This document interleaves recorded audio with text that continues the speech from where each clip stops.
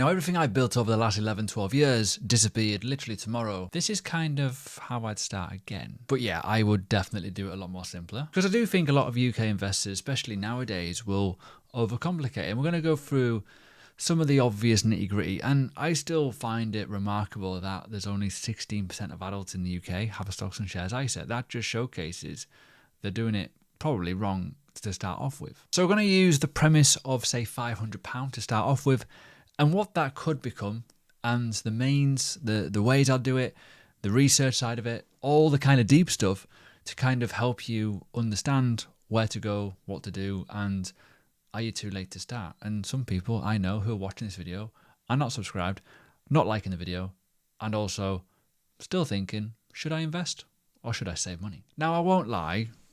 I think if I was to start again at the age of 34, I'd be devastated. I would be, because I've been doing this for a while and I know I'm in that sort of position where people will call me lucky. I bought Bitcoin very early. I was in ETFs very early as well, and I moved a lot of that money into crypto and made a lot of money. That was enabling me to give me time freedom, that time of being able to be here now as a content creator instead of working my bollocks off. And that's the thing. Sometimes when you look at investing, it's a bit of a full-time gig. But building a portfolio does take time. You need an income. You need stability in life as well. But also you need that confidence in understanding what genuinely works. And I get messages all the time, Facebook comments all the time, Instagram comments all the time. What would you do again? Am I going to lose my money? What stock should I buy? What ETF should I buy? Well, I'm hoping overall we can cover it today. And it isn't about, say, buying the next top stock like Nvidia or whatever. It's about being consistent. Time, consistency, compound. You've heard that a lot. I've done videos like this before with higher numbers, but we're going to keep it super simple because I know costs are shit right now. But before we invest, we need to make sure our house is in order. And before I even touch that 500 quid, I want to make sure that you guys know there's a couple of things you do need to do. First off, right, if you have high interest debt, get it gone. Literally. Prioritize your life around getting that gone. Once you've got that gone, create an emergency fund, essentially, a bit of a buffer. It doesn't have to be loads, and I'll go through a tool that you can help you on the website. But more often than not, people forget this part. Because the biggest return you're going to get, realistically, is safety. And understanding that if you do invest, you don't have to remove it at any point. You don't have to have that situation where, oh, I need that money. Always understand that you need to be as risk-free as possible when it's investing. It is designed to be like that for risk management purposes. And investing realistically only works if you leave it the fuck alone. Simply that. Because as I say, right, when we talk about emergency funds, if you go to my website, there's a link below. On the free membership, you can go to the budget planner. This budget planner will help you in certain ways. It may not help you perfectly, but it does give you some stuff. And I know you all go to the other influencers in the world of content. I'll buy your spreadsheet for £7. Don't do that. You can do this for free. All your bits and gubbins, right? Cool, whatever. This is just random numbers. And long story short, it goes through the models that do work. But all the way at the bottom, it will tell you off if you're doing something naughty, but it also gives you an emergency fund builder. Basically, what is the crack here? Are you in a stable salary? Cool. Are you self-employed? It'll give you, basically, it gives you targets of what you need. You may only want to go for the 1 month. You may want to go for 3 months, but ultimately, how much can you save and how much it works out and tells you where to get there. And I know I've probably already put you off investing, but genuinely, if you have money on the side that you can just leave into a high interest account or a cash ISA, probably do the high interest account versus an ISA because you're going to lose your limits. You know, it's going to make it so much easier. It really is. Now, firstly, where the hell do you invest? Now, when I first started investing, the stocks and shares ISA wasn't really a thing. It kind of was and wasn't. I started off with Nutmeg back in the day, and yeah, that was it, simply. But now you can have 20 grand into your stocks and shares ISA. And I know there'll be people in the comments go, oh, but a SIP. I'll cover that briefly in a second. But ultimately, the first step, tax-free money, right? Basically, any returns, tax-free. If you do have dividends, yeah, withholding tax if you're in US stocks or other kind of funds that are based in the US, that's fine. But it is pretty tax efficient. Now, I'm not going to tell you what to invest in. There's options here. I use Lightyear for Business currently. I'm going to maybe when all my funds move over, I might put some more money into this. You also have Monzo with your banking app. You've got Moneybox. You've got freaking everything. There's so many now. So many ISA products out there. You are not like losing out. The one thing that I would say to everyone, check out the fees first before you jump in, because you may find that actually If you're with certain companies like St. James's Place or whatever, or random, whatever ones or posh ones like that, and like, all those HL and stuff, you'll find that the fees are ridiculous, but they cater for big boy money. You kind of don't want to be in that situation. You want to be with the smaller boys, which do have a lot of users anyways, but as I say, they are more based off the trading side, which does equal less fees with the conversions instead of money managers. The thing is, right, people will go into, say, Invest Engine or whatever. It looks great, but ultimately there's a lag with when you get invested. It's like kind of like a pension. This is instant. Lightyear's instant as well. Moneybox is essentially instant. So is Monzo. It's pretty good. I do also recommend, if you were to call it that word, not financial advice, but if you do want to do it instead of in stocks and shares ISA, you can do it in a pension, a SIP. So you got workplace pension, you got SIP. Obviously, tax relief. If you're a higher rate taxpayer, you're probably better off with this because you can claim a lot of that money back and you get a lot more tax relief. And I know there's always an argument, and I always see it all the time. But if you put it in stocks and shares ISA, you're paying tax at source, and you fuck off with that. That is a wobbly, weird-headed argument. That is. That's weird. Don't get it. So yeah, there is obviously tax relief elements to it, but these cost more. They don't move as much. But more importantly, yes, you are still investing in the stock market. But ultimately, if you are investing for the first time and you want something more safe and secure, this is probably the way to go. So what would I do with, say, £500? Now, I've asked my own little AI tool here, and it kind of gives me the whole outlook realistically. Many UK investors starting look at the all-world ETFs. Simply that. Keep it simple. Global ETFs. If you want to use this tool, I'll go through the details in a bit. It's pretty awesome. It's in the paid membership. I need to do an announcement on that soon. It's going to be pretty awesome. I'm very excited about it. But stocks and shares ISA in the All World Fund is a good place to start. Because when you go onto the global funds on my ETF screener, there's a few. And I get asked questions about it all the time. Are they the same? Pretty much. Obviously, you got the distribution and the accumulation accounts. You've got other branded ones and stuff like that. So you got obviously the iShares ones, HSBC ones, maybe a bit cheaper than Vanguard, but ultimately they may not be as good as well. There's all yeah, I get it. But there is diversification. They are hands-off as well. That is important to note. And this does give you instant exposure to thousands of companies, right? And they are managed all correctly for you in terms of weight. But as I say, there's costs involved. As I say, as well, you may have a little bit of withholding tax if they are not in the UK, i.e., if their funds are based somewhere else. You've also got different types of funds. So, for example, this is the dividend one, which is one I have, versus, say, the all-world funds, which are up here. Now, as I've alluded to it, there's different elements to it. Obviously, different assets under management, whatever. So, for example, here you got the Xtrackers MSCI World one, right? It's pretty good, right? It's a good fund. But when you scroll down, you'll have a little look at it and you'll see, well, actually, 70% concentration, top 10 is 23%, and you can see it's the same kettle of fish, right? Going back again, as I've alluded to it, you can go on to, oopsie, I've gone to the wrong place. There we go, global, boom. And then go to, say, the accumulation fund here. Not as good performance. It's okay. But again, similar vibe, 61% US, 21%. You can see that there's little elements of differences. Nothing too crazy though. So just be mindful of that, please. But as I've mentioned, right, you don't have to do this, obviously, but I like dividends. This is the dividend one. Performance is really good, considering over the last year. Even, yeah, you can see it. This is where I like my money to earn money as well. I like my cash to work as I sleep. But I like to build a portfolio that will gradually, over time, compound. And it's not perfect. The fees are more expensive.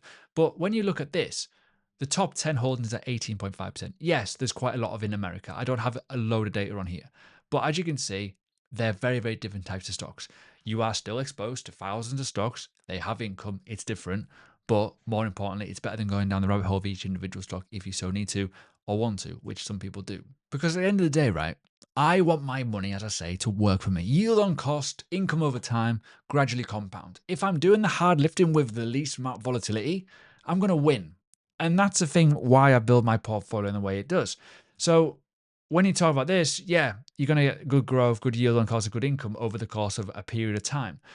And that's the thing. It will eventually, over time, pull away and you will reinvest those dividends and it'll make money doing the exact same job. And it is still a global fund. It is paying you more dividends than, say, the other funds. So that's the only difference with it. But for me, I would 100% go with that earlier to reap the rewards later on in life, which could be Pretty awesome. And this, by the way, is only £500 starting off value and £150 per month.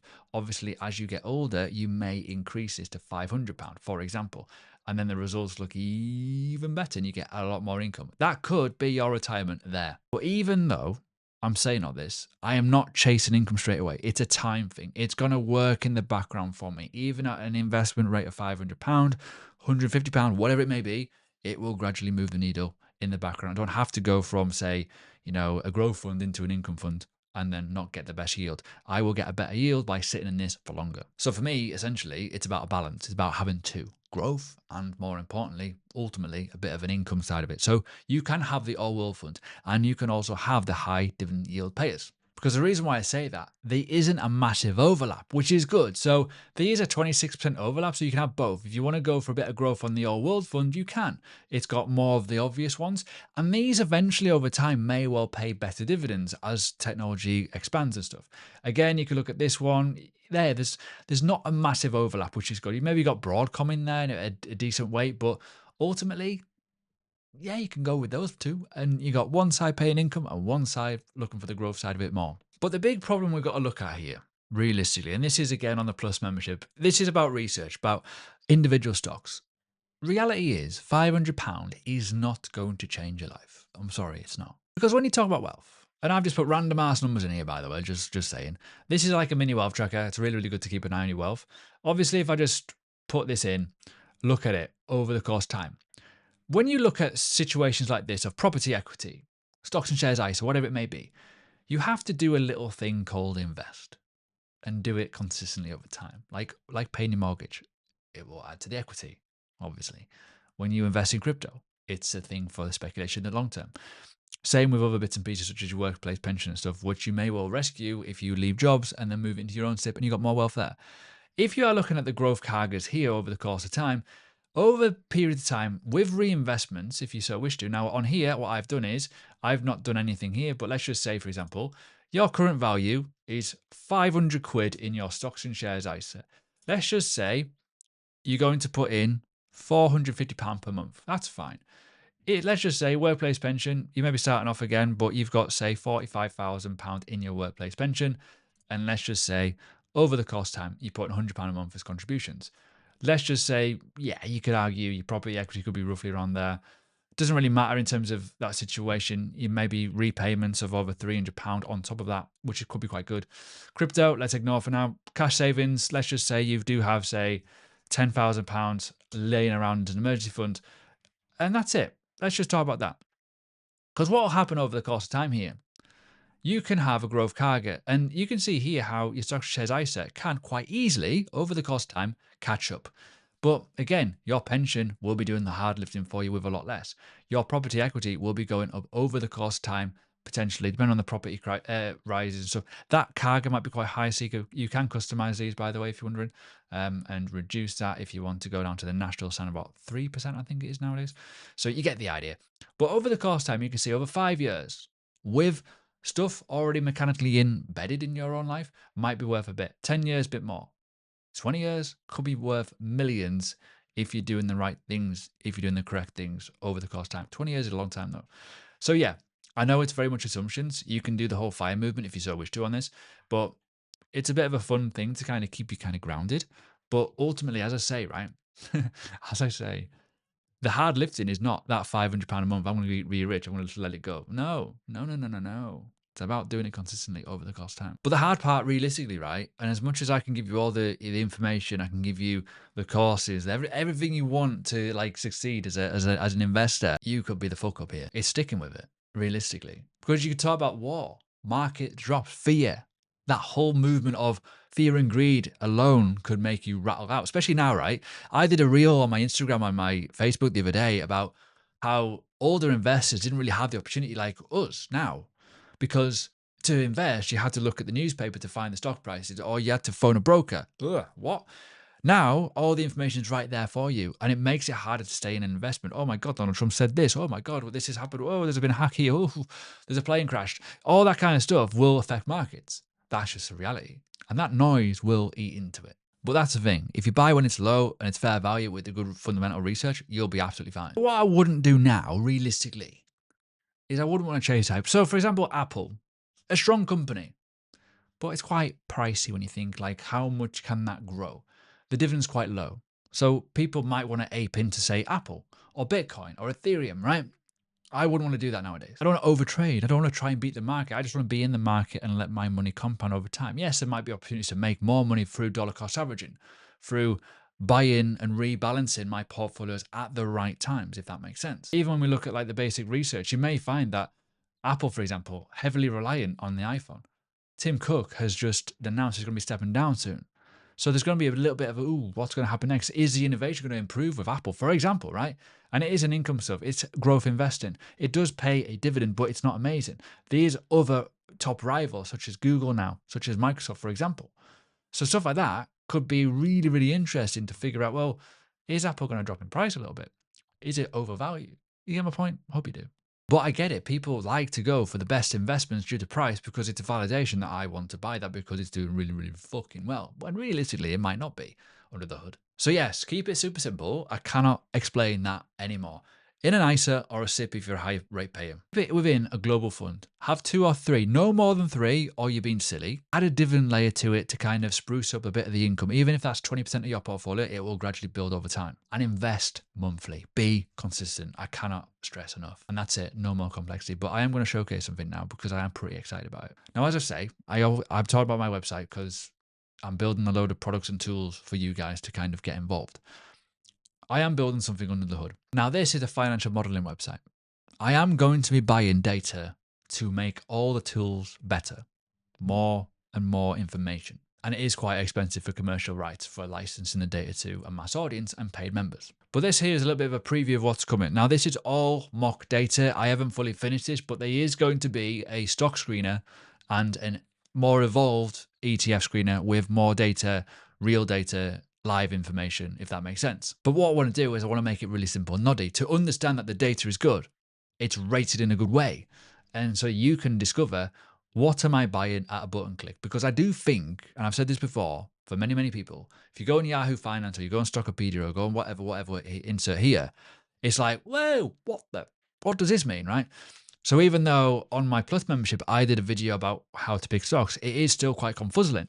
So I want to kind of make it more obvious. This, by the way, Legal & General on the screen, don't buy it. Why? It's all mock data. It's all fake. So don't. But even with the likes of the ETF one, this again, mock data, I want to keep it simple. I want to make it so you can do a lot more of a deeper dive. You can look at certain things in the right way. So even though, as I say, this is, yes, all mock data, it will be laid out nicer. It will be laid out neater. It will be all powered by financial modeling perp, which will be fantastic. However, it's not built yet, so keep your tits on. This is the whole reason why it's founding members at the minute. So it's just a discount. It's for the first 3 months, it's discounted. For the first year, it's discounted. Then it will go up to normal prices and it will remain there. Obviously, there's going to be a lot more costs involved as it's getting used with the API stuff and obviously the inputs. But ultimately, you will get it all for cheaper. There's going to be more courses coming. There's going to be that tool I've just mentioned. There's also going to be all the tools that you've already just seen on this video. Pretty much. The ETF screener, which is like for free members only, will remain as it is, but it won't get the live data or the more up-to-date information. It's for free members only. It does get reliable data, but it's not perfect. Yeah, if you do want to use the AI assistant, which will have live data embedded into it once it's all live. Same with the research. So basically this research bit here is like a noddy version of what is the company. That will probably get rebranded a little bit.